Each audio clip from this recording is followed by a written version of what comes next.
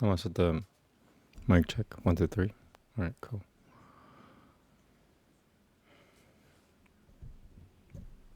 Okay. So today, starting at Acts chapter 4 and Genesis chapter 21.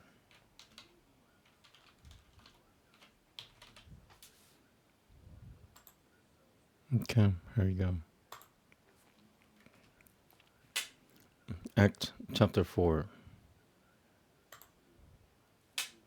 Kepha and Yochanan were still speaking to the people when the Kohanim, the captain in charge of the temple police, and the Tzedukim came upon them, very annoyed that they were teaching the people the doctrine of resurrection from the dead and offering Yah-Usha as proof. The temple police arrested them, and since it was already evening, they put them in custody overnight. However, many of those who heard the message trusted. The number of men alone was about 5,000. The next day, the people's rulers, elders, and Torah teachers assembled in Yerushalayim, along with Anan the Kohen Hagadol, Caiaphas, Yochanan, Alexander, and the other men from the family of the Kohen Hagadol. They had the emissaries stand before them and asked, "By what power or in what name did you do this?" Then Kepha, filled with the Ruach HaKodesh, said to them, "Rulers and elders of the people, if we are being examined today about a good deed done for a disabled person, if you want to know how he was restored to health, then let it be known to you and to all the people of Israel that it is in the name of the Messiah, Yah-Usha from Nazareth, whom you had executed on a stake as a criminal, but whom God has raised from the dead, that this man stands before you perfectly healed. This Yah-Usha is the stone rejected by you builders, which has become the cornerstone. There is salvation in no one else, for there is no other name under heaven given to mankind by whom we must be saved." When they saw how bold Kepha and Yochanan were, even though they were untrained Amharites, they were amazed. Also, they recognized them as having been with Yah-Usha. Moreover, since they could see the man who had been healed standing right there beside them, there was nothing they could say to discredit the healing. So they told them to step away from the Sanhedrin while they discussed the matter privately. "What can we do with this man?" they asked each other. "Why, anyone in Yerushalayim can see that a remarkable miracle has come about through them.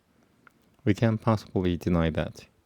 But to prevent it from spreading any further among the people, let's warn them not to speak any more to anyone in this name." So they called them in again and ordered them under no circumstances to speak or teach in the name of Yah-Usha. But Kepha and Yochanan answered, "You must judge whether it is right in the sight of God to listen to you rather than God.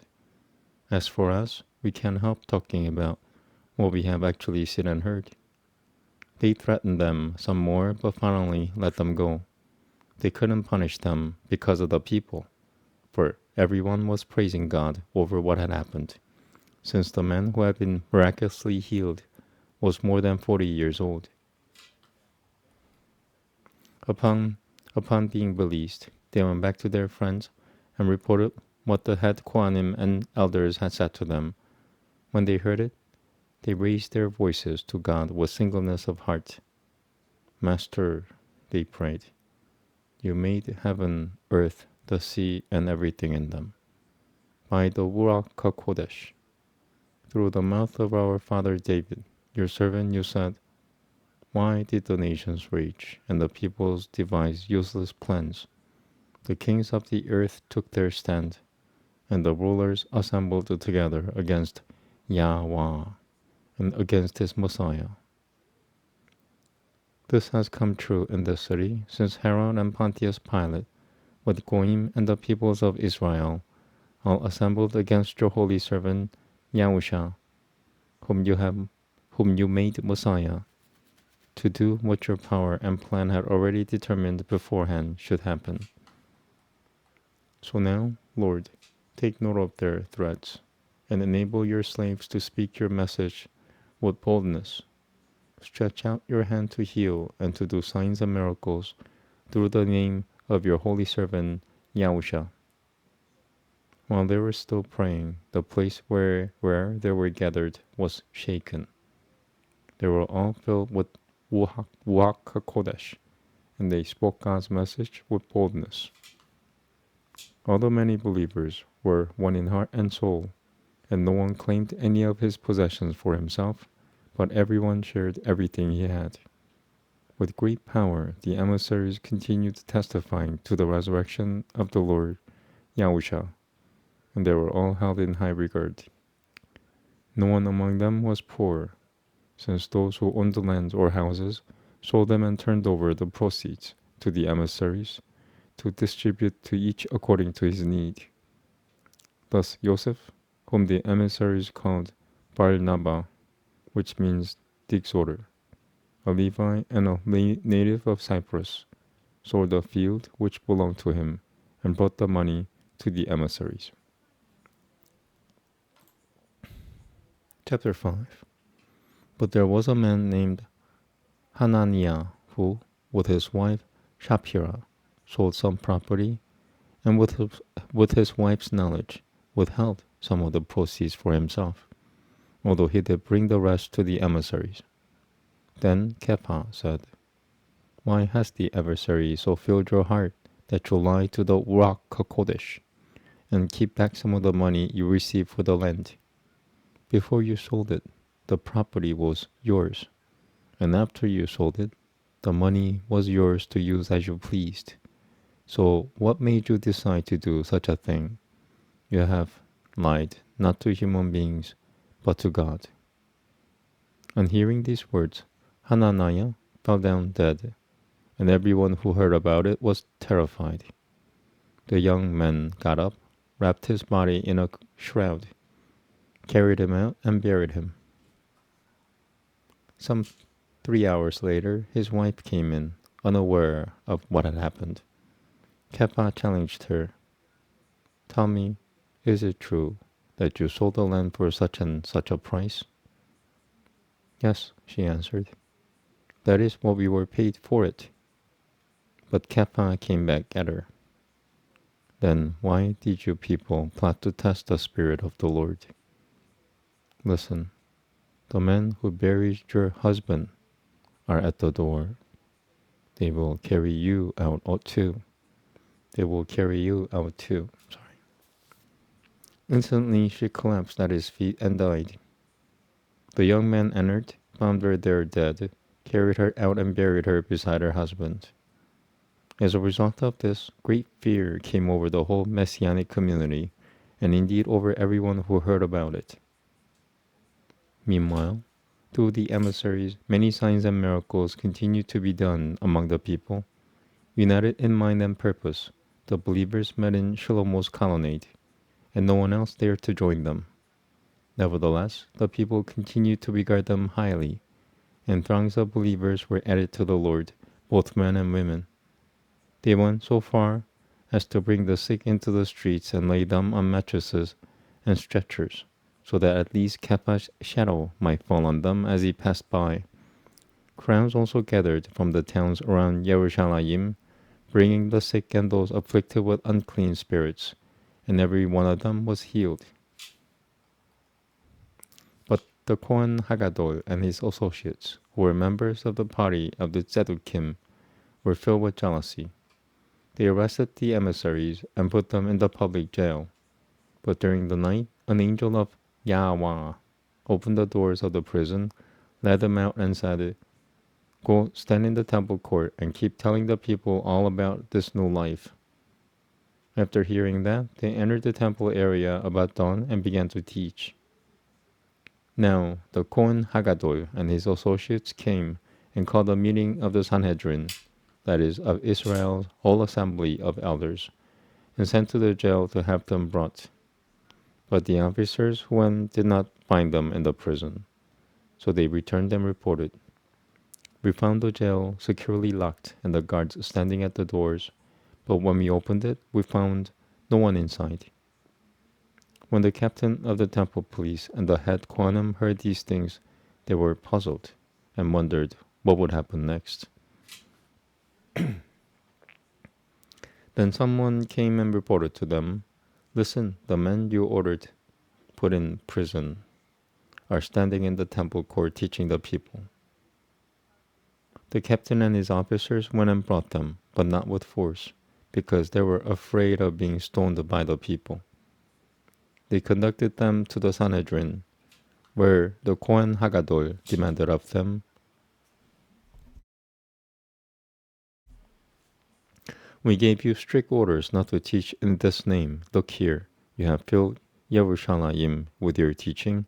Moreover, you're determined to make us responsible for this man's death." Kepha and the other emissaries answered, "We must obey God, not men. The God of our fathers raised up Yah-Usha, whereas you men killed him by having him hanged on a stake. God has exalted this man at his right hand as ruler and savior, in order to enable Israel to do teshuvah and have her sins forgiven. We are witnesses to these things. So is the Ruach HaKodesh, whom God has given to those who obey him." On hearing this, the members of the Sanhedrin were infuriated and wanted to put the emissaries to death.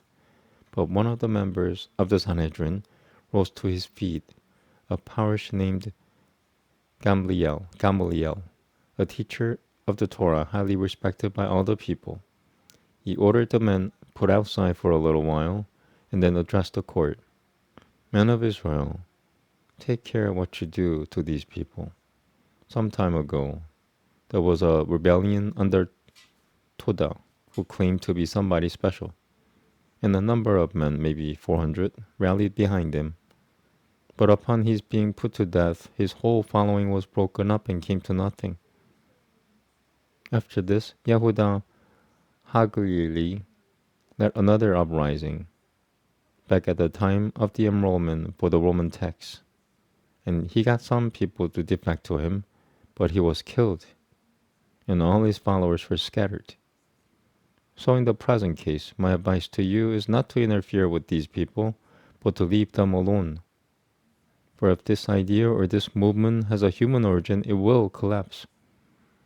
But if it is from God, you will not be able to stop them. You might even find yourselves fighting God."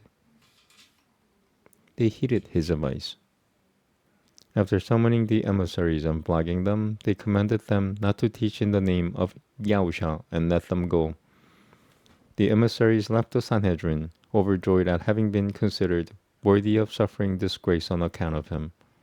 And not for a single day, either in the temple court or in private homes, did they stop teaching and proclaiming the good news that Yah-Usha is the Messiah.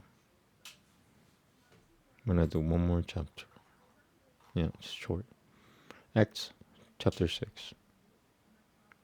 Around this time, when the number of Talmidim was growing, the Greek-speaking Jews began complaining against those who spoke Hebrew that their widows were being overlooked in the daily distribution. So the 12 called a general meeting of the Talmidim and said, "It isn't appropriate that we should neglect the word of God in order to serve tables. Brothers, choose 7 men from among yourselves who are known to be full of the Spirit and wisdom. We will appoint them to be in charge of this important matter, but we ourselves will give our full attention to praying and to serving the word." What they said was agreeable to the whole gathering. They chose Stephen, a man full of faith, and the Ruach HaKodesh, Philip, Prochorus, Nicanor, Timon, Parmenas, and Nicholas, who was a proselyte from Antioch. They presented these men to the emissaries, who prayed and laid their hands on them. So the word of God continued to spread. The number of Talmidim in Yerushalayim increased rapidly, and a large crowd of Kohanim were becoming obedient to the faith. Now Stephen, full of grace and power, performed great miracles and signs among the people. But opposition arose from members of the synagogue of the freed slaves, as it was called, composed of Cyrenians, Alexandrians, and people from Cilicia in the province of Asia. They argued with Stephen, but they could not stand up against his wisdom or the spirit by which he spoke. So they secretly persuaded some men to allege. We heard him speak blasphemously against Moshe and against God. They stirred up the people as well as the elders and the Torah teachers, so they came and arrested him and led him before the Sanhedrin.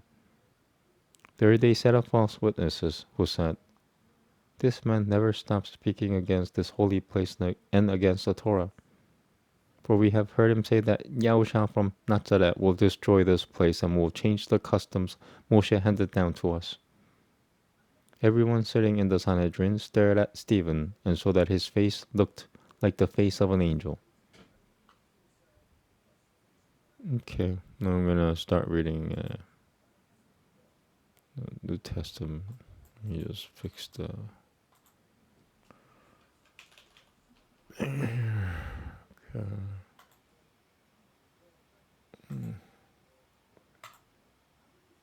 Okay, here we go. Genesis chapter 21. Yahweh remembered Sarah as he had said, and Yahweh did for Sarah what he had promised. Sarah conceived and bore Abraham a son in his old age, at the very time God had said to him. Abraham called his son born to him, whom Sarah bore to him, Yitzchak. Abraham circumcised his son Yitzchak when he was 8 years old, as God had ordered him to do. Abraham was 100 years old when his son Yitzchak was born. It means laughter. Was born to him. Sarah said, "God has given me good reason to laugh. Now everyone who hears about it will laugh with me." And she said, "Who would have said to Abraham that Sarah would nurse children? Nevertheless, I have borne him a son in his old age." The child grew and was weaned, and Abraham gave a great banquet on the day that Yitzchak was weaned. But Sarah saw the son of Hagar the Egyptian, whom Hagar had borne to Abraham, making fun of Yitzchak.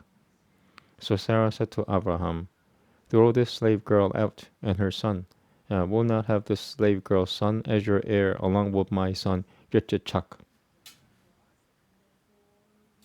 Abraham became very distressed over this matter of his son. But God said to Abraham, "Don't be distressed because of the boy and your slave girl. Listen to everything Sarah says to you, because it is your descendants through Yitzchak who will be counted.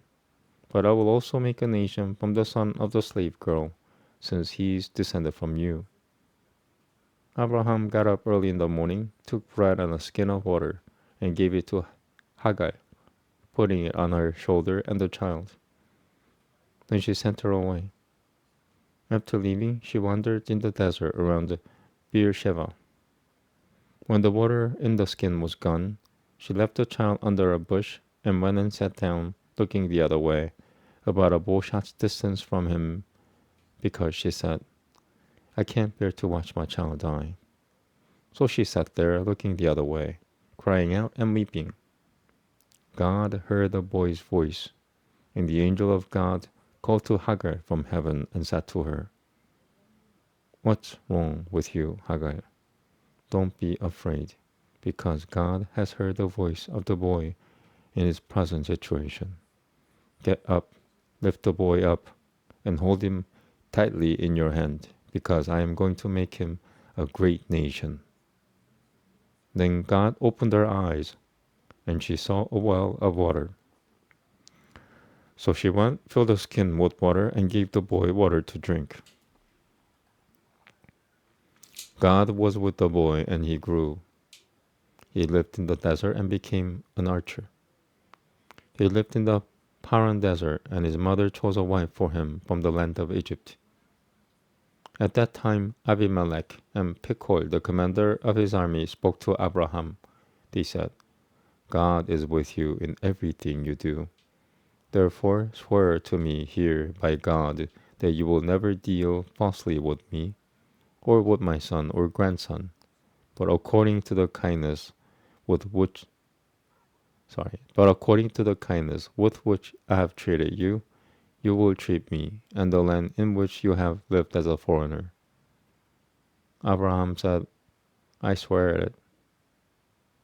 Now Abraham had complained to Abimelech about a well which Abimelech's servant had seized. Abimelech answered, I don't know who has done this. You didn't tell me, and I heard about it only today. Abraham took sheep and cattle and gave them to Abimelech, and the two of them made a covenant. Abraham put 7 female lambs from the flock by themselves. Abimelech asked Abraham, what is the meaning of these 7 female lambs you have put by themselves?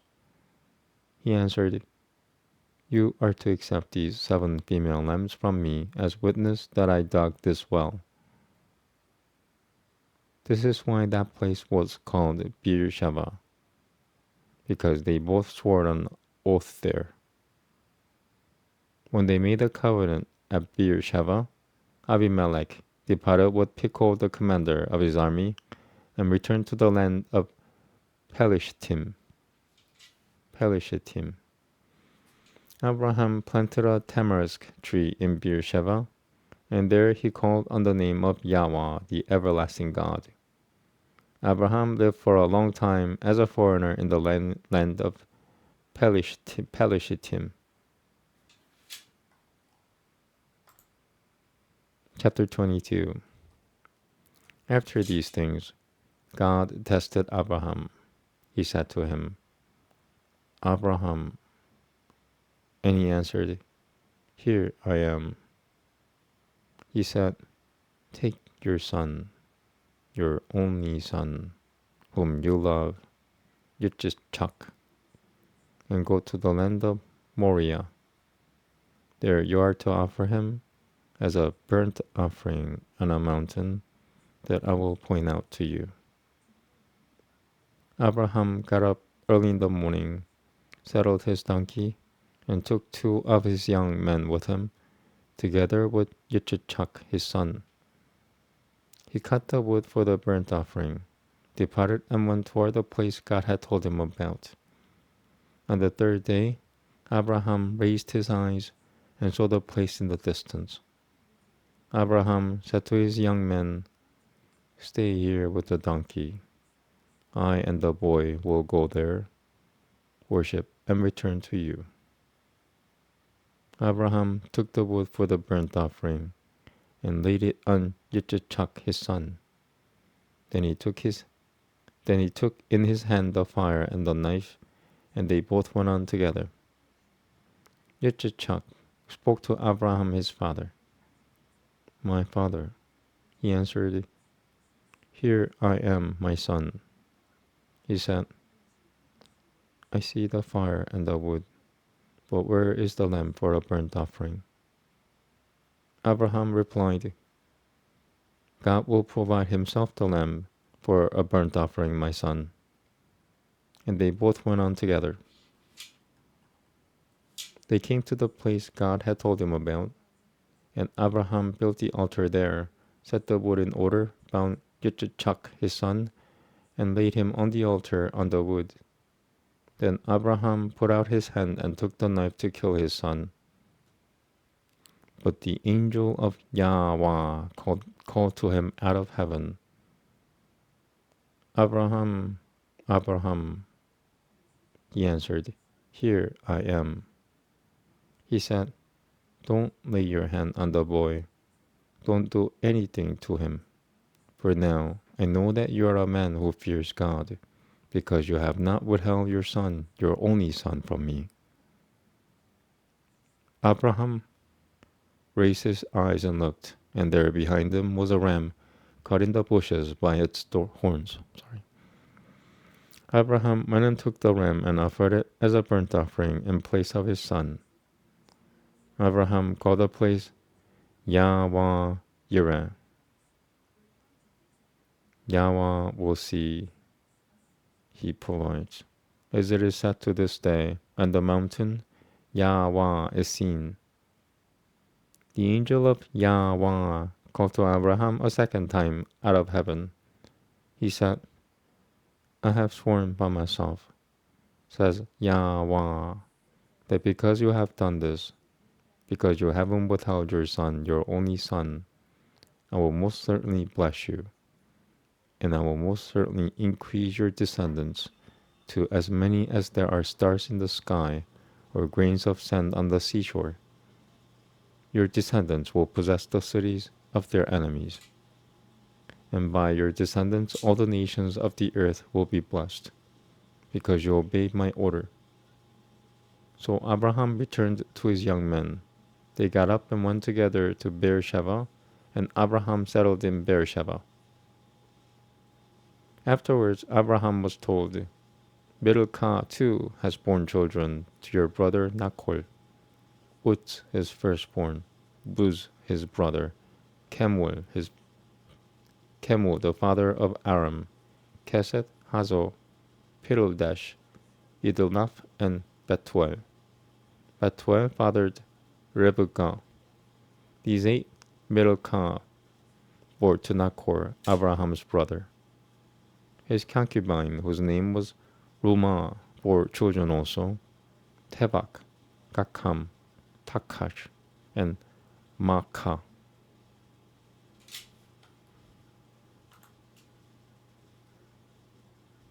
Chapter 23. Parashah 5. Yahye Sarah, Sarah's life. Sarah lived to be 127 years old. These were the years of Sarah's life. Sarah died in Kiryat Arba, also known as Hebron, in the land of Canaan. And Abraham came to mourn Sarah and weep for her. Then he got up from his dead one and said to the sons of Het, I am a foreigner living as an alien with you. Let me have a burial site with you, so that I can bury my dead wife. The sons of Het answered Abraham, Listen to us, my lord. You are a prince of God among us, so choose any of our tombs to bury your dead. Not one of us will refuse you his tomb for burying your dead. Abraham got up, bowed before the people of the land, the sons of Het, and spoke with them. If it is your desire to help me bury my dead, then listen to me. Ask Ephron, the son of Jochal, to give me the cave of Machpelah, which he owns, the one at the end of his field. He should sell it to me in your presence at its full value, then I will have a burial site of my own. Ephron the Hittite was sitting among the sons of Het, and he gave Abraham his answer in the presence of the sons of Het, who belonged to the ruling council of the city. No, my lord, listen to me. I'm giving you the field with its cave. I'm giving it to you. In the presence of my people I give it to you. Abraham bowed before the people of the land and spoke to Ephron in their hearing. Please be good enough to listen to me. I will pay the price of the field. Accept it from me, and I will bury my dead there. But Ephron answered Abraham, My lord, listen to me. A plot of land worth 400 silver shekels. What is that between me and you? Just bury your dead. Abraham got the point of what Ephron had said. So he laid out for Ephron the amount of money he had specified in the presence of the sons of Het, 400 silver shekels of the weight accepted among merchants. Thus the field of Ephron in Machpelah, which is by Mamre, the field, its cave, and all the trees in and around it were deeded to Abraham as his possession in the presence of the sons of Het, who belonged to the ruling council of the city. Then Abraham buried Sarah, his wife, in the cave of the field of Machpelah, by Mamre, also known as Hebron, in the land of Canaan. The field and its cave had been purchased by Abraham from the sons of Heth as a burial site which will belong to him.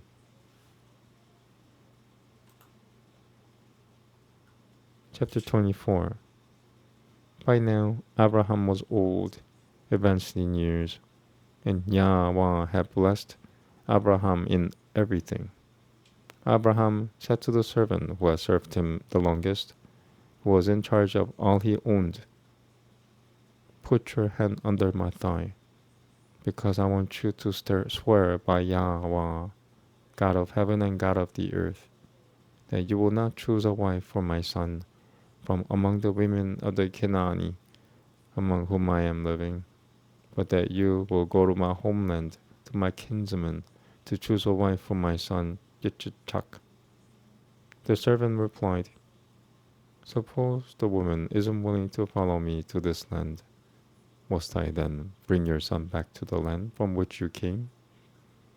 Abraham said to him, "See to it that you don't bring my son back there. Yahweh, the God of heaven, who took me away from my father's house and away from the land I was born in, who spoke to me and swore to me, 'I will give this land to your descendants.' He will send his angel ahead of you, and you are to bring a wife for my son from there. But if the woman is unwilling to follow you, then you're released from your obligation under my oath. Just don't bring my son back there." The servant put his hand under the thigh of Abraham his master and swore to him concerning the matter. Then the servant took 10 of his master's camels and all kinds of gifts from his master, got up and went to Aram Naharaim, to Nachor's city. Toward evening, when the women go out to draw water, he had the camels kneel down outside the city by the well. He said, "Yahweh, God of my master Abraham, please let me succeed today, and show your grace to my master Abraham. Here I am, standing by the spring, as the daughters of the townsfolk come out to draw water. I will say to one of the girls, 'Please lower your jug so that I can drink.' If she answers, 'Yes, drink,' and I will water your camels as well, then let her be the one you intend for your servant Yitzchak. This is how I will know that you have shown grace to my master." Before he had finished speaking, Rivkah, the daughter of Bethuel, son of Milcah, the wife of Nachor, Abraham's brother, came out with her jug on her shoulder. The girl was very beautiful, a virgin, never having had sexual relations with any man. She ran down to the spring, filled her jug and came up. The servant ran to meet her and said, "Please give me a sip of water from your jug to drink." "Drink, my lord," she replied, and immediately lowered her jug onto her arm and let him drink. When she was through letting him drink, she said, "I will also draw water for your camels until they have drunk their fill." She quickly emptied her jug into the trough, then ran again to the well to draw water, and kept on drawing water for all his camels. The man gazed at her in silence, waiting to find out whether Yahweh had made his trip successful or not. When the camels were done drinking, the man took a gold nose ring weighing 1/5 of an ounce and 2 gold bracelets weighing 4 ounces, and asked, "Whose daughter are you? Tell me, please. Is there room in your father's house for us to spend the night?" She answered, "I am the daughter of Bethuel, the son of Milcah, or to Nachor," adding, "We have plenty of straw and fodder and room for staying overnight." The man bowed his head and prostrated himself before Yahweh. Then he said, "Blessed be Yahweh, God of my master Abraham, who has not abandoned his faithful love for my master, because Yahweh has guided me to the house of my master's kinsman, The girl went off and told her mother's household what had happened. Rivka had a brother named Laban. When he saw the nose ring and the bracelets on his sister's wrists besides, and when he heard his sister Rivka's report of what the man had said to her, he ran out to the spring and found the man standing there by the camels. "Come on in," he said, "you whom Yahweh has blessed. Why are you standing outside when I have made room in the house and prepared a place for the camels?" So the man went outside, and while the camels were being unloaded and provided straw and fodder, water was brought for him to wash his feet and the feet of the man with him. But when a meal was set before him, he said, "I won't eat until I say what I have to say." Laban said, "Speak." He said, "I am Abraham's servant. Yahweh has greatly blessed my master, so that he has grown wealthy. He has given him flocks and herds, silver and gold, male and female slaves, camels and donkeys. Sarah, my master's wife, bore my master a son when she was old, and he has given him everything he has. My master made me swear, saying, 'You are not to choose a wife for my son from among the women of the Canaanite among whom I am living. Rather, you are to go to my father's house.'" Sorry, I'm hearing something. "Rather, you are to go to my father's house, to my kinsman, to choose a wife for my son." I said to my master, "Suppose the woman isn't willing to follow me?" Abraham answered me, "Yahweh, in whose presence I live, will send his angels." Abraham answered me, "Yahweh, in whose presence I live, will send his angel with you to make your trip successful. And you're to pick a wife for my son, for my kinsman in my father's house. This will release you from your obligation under my oath. But if, when you come to my kinsman, they refuse to give her to you, this too will release you from my oath."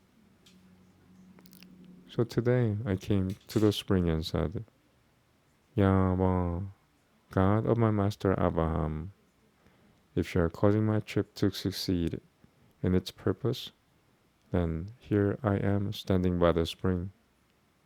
I will say to one of the girls coming out to draw water, 'Let me have a sip of water from your jug.' If she answers, 'Yes, drink,' and I will water your camels as well, then let her be the woman you intend for my master's son." And even before I had finished speaking to my heart, there came Rivka, going out with her jug on her shoulder. She went down to the spring and drew water. When I said to her, "Please let me have a drink," she immediately lowered the jug from her shoulder and said, "Drink, and I will water your camels as well." So I drank, and she had the camels drink too. I asked her, "Whose daughter are you?" She answered, "The daughter of Bethuel, son of Nachor, whom Milcah bore to him."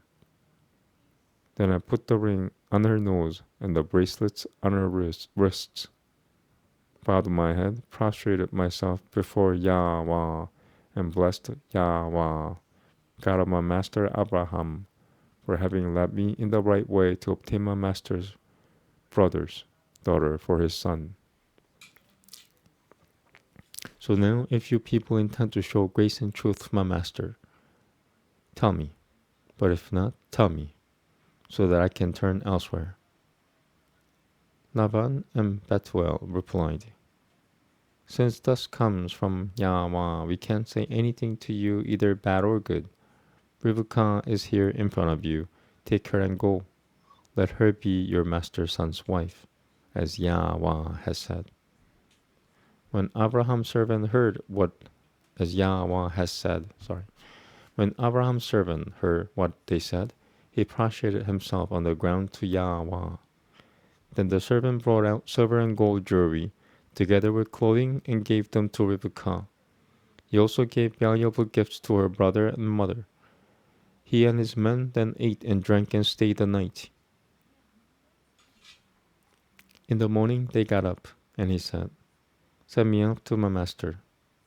Her brother and mother said, "Let the girl stay with us a few days, at least 10. After that she will go." He answered them, "Don't delay me, since Yahweh has made my trick successful. But let me go back to my master." They said, "We will call the girl and see what she says." They called Rivkah and asked her, "Will you go with this man?" And she replied, "I will." So they sent their sister Rivkah away with her purse, Abraham's servant, and his men. They blessed Rivkah with these words: "Our sister, may you be the mother of millions, and may your descendants possess the cities of those who hate them." Then Rivkah and her maids mounted the camels and followed the men. So the servant took Rivkah and went on his way. Meanwhile, Yitzchak, one evening after coming along the road from Bir Lachairoi, he was living in the Negev, went out walking in the field, and as he looked up, he saw camels approaching. Rivkah too looked up, and when she saw Yitzchak, she quickly dismounted the camel. She said to the servant, "Who is this man walking on the field to meet us?" When the servant replied, "It's my master," she took her veil and covered herself. The servant told Yitzchak everything he had done.